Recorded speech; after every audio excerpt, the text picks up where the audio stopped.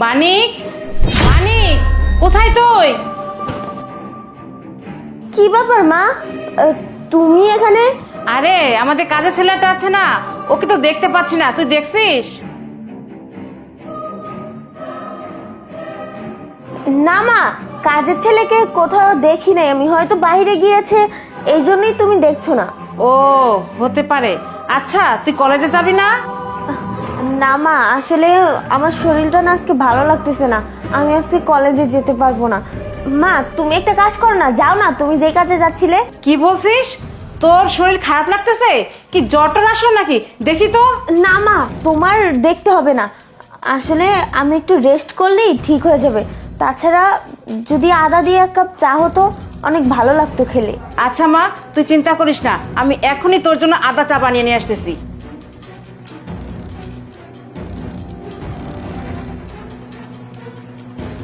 এই ওঠো।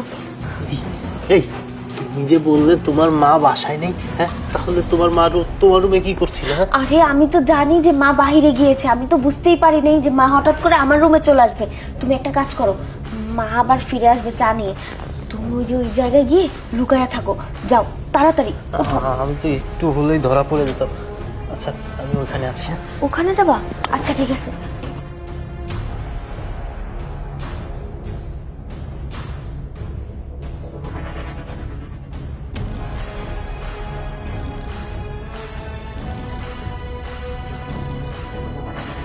মা, এই যে নে তোর চা।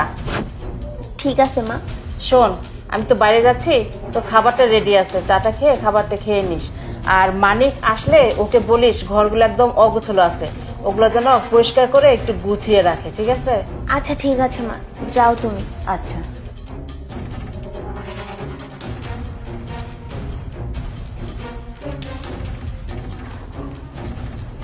আরে বসে আছো কেন, উঠে আসো না তাড়াতাড়ি।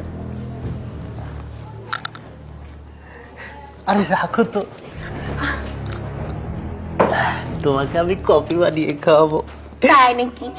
তোমার হাতের কফি খেলে না আমি পুরো অস্থির হয়ে যাই, পাগল হয়ে যাই, বুঝছো?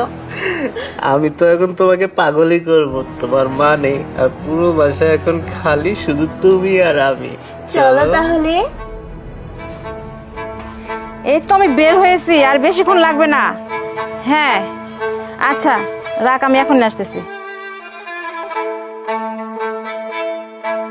আরে আকাশে তো মেঘলা, মনে হচ্ছে বৃষ্টি হবে।